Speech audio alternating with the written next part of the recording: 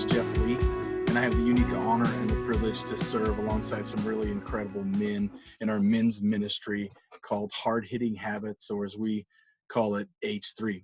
And I'd like to just share a little bit about how the men of H3 are answering the call of the challenge in the wake of social distancing and stay-at-home orders. And the way that H3 is doing this through the season is through Bible app study groups, text messaging, emails, phone calls, Facebook, and we're even using Zoom, where once we were able to gather as families, gather as men, we were able to have our summer intensive pathway. Now, all of that's been put on hold to have now this two-dimensional approach to relationship. So one such way is you can get connected with us on Sundays and Wednesdays. We like to come together on Zoom for Sunday mornings at 8 a.m. right before our services start and just pray over one another, check in with one another. And again, on Wednesdays for H3 mornings, we're meeting together at 7 o'clock before we start our day to start our day in prayer and scripture study, talk about the sermon, and just pray over one another that way, because we believe, as the psalmist said, how good and pleasant it is when brothers live together in unity. So to give you a little sneak peek about what we're doing at H3, I thought I'd invite a couple guys onto this video and show you how they're answering the call, the challenge that they face with their families, with their community, with their friends, and as members of Christ Community's downtown campus. Okay, great. So I'm on with Steve Cramer, a member of the downtown community and regular attendee of our H3 men's mornings on Wednesday morning. But now we face some challenging times, Steve. And but first, before we get into all of that, tell us a little bit about your experiences. How'd you come to Christ Community? What's your journey there? Great. Yeah, so good morning. So we arrived, I think we're coming up on 4 years this spring that we've been at Christ Community downtown. We had been here in Kansas City for a while, but journey at another church had come to an end, and we found our way to Christ Community downtown, like I said, about 4 years ago, and have been there ever since. So yeah, it's been a great place for us. We're Midtowners and have really enjoyed being part of a community that sort of understands living in the city.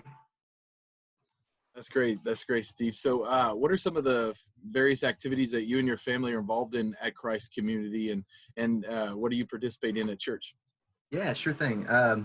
So like you mentioned, been part of the H3 men's ministry on Wednesday mornings for a while now, and have really enjoyed getting to know some of the guys of the church through that. That's been pretty fantastic. I'm also in the rotation for children's ministry and teach those of you with elementary age kids once a month, which has been great.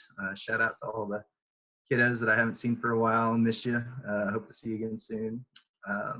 We also have been part of community groups during our time at Christ Community, and some of the service opportunities at Mission Adelante and others throughout the years. So yeah, we've been involved in a number of avenues through the church. That's great. That's great. So tell me, what's your funniest memory of Gabe? Ooh, funniest memory of Gabe. Okay, so like I said, we first came to Christ Community, or we started our journey to Christ Community about 4 years ago, but we actually visited Christ Community maybe 7 or 8 years ago, like many, a long time ago. At the time, I think the church was meeting at the Screenland Theater and was really just kind of in its infancy. And back then, Gabe had long hair, kind of down to here, and he was kind of a one-man show. He was doing the teaching and had his guitar and was leading worship, and even had a little children's ministry deal. I remember there's some kind of little treasure chest thing. My kids were preschool age at the time, and they just loved it. But the timing wasn't right for us to at the time. But I remember thinking clear back then, like, man, Gabe is this guy's kind of goofy, but he's the kind of leader that I'd be excited to follow and serve under. And that memory was present when the time came for us to come back around 4 years ago and become part of the community.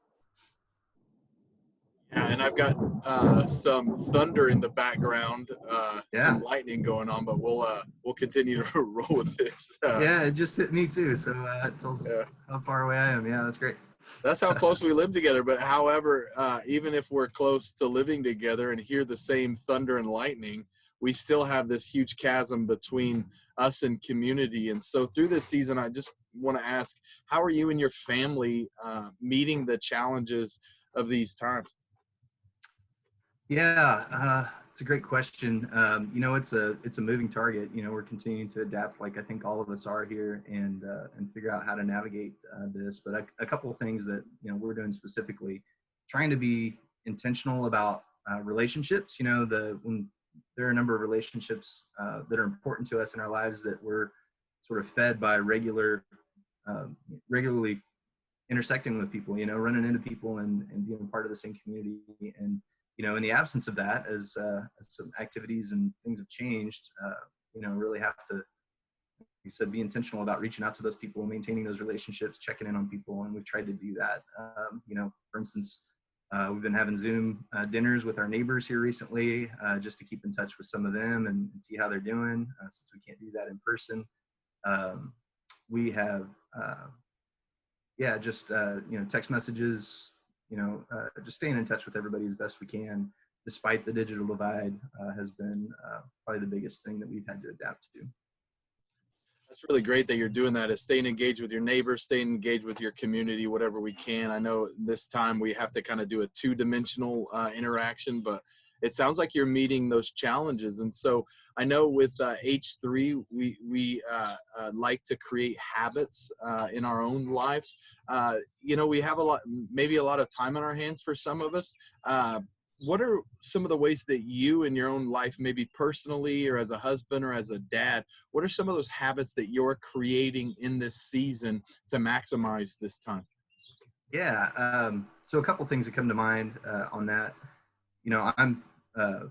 It's one of the things I've really enjoyed about this season is just sharing meals with my family. That was an infrequent occurrence in the old way of life. Our schedules often didn't align, and we'd have to, just grab something on the way between kids' activities and, work trips and other things. So, here for going on 2 weeks now, I've got to share at least 2, if not 3 meals a day with my family. And we've tried to make that kind of sacred space where we can just kind of connect with our family and enjoy one another's company and sort of be involved in each other's lives. So that's one way. The other thing, as it relates to our kids, I've got 2 kids. Their birthdays are actually coming up this week.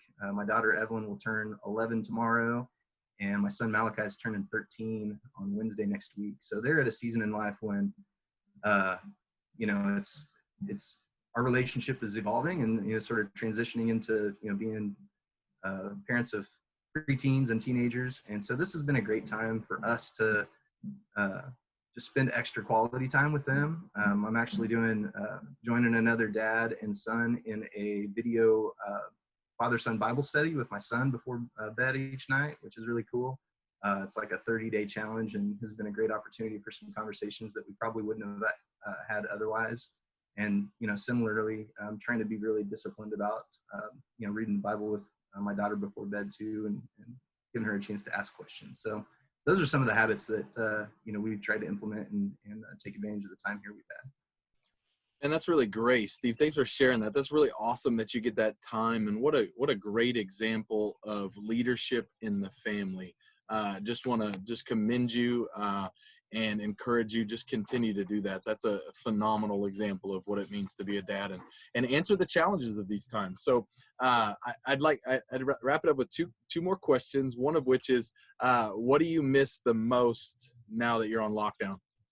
Man, that's a pretty easy one. So I'm the kind of guy who is energized by, I'm a hugger. I love a good handshake or a hug from one of my friends, and you just can't replace that in across the digital divide. So I definitely miss seeing you and other friends and relationships that I have, and being able to just be in contact with everybody. I'd say my wife and kids have gotten more hugs than normal here lately to try and compensate for that. So that's what I miss the most.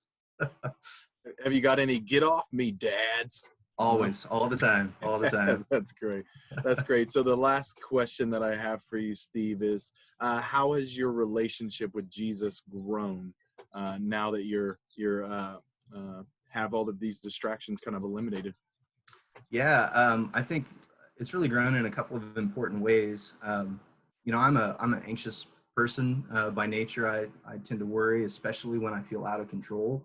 And we all find ourselves in a situation here where you know, it's very difficult to predict what happens in the days ahead and what the future looks like in business, social, in all spheres of life here. But I feel like God's really been teaching me to just trust him in the midst of this. That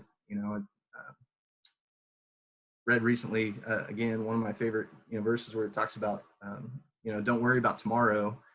The day's got enough trouble of its own, and I've tried to take those words to heart and really sort of lean into that and not worry about what tomorrow or the next day might look like. Just take it one day at a time and try to be present here.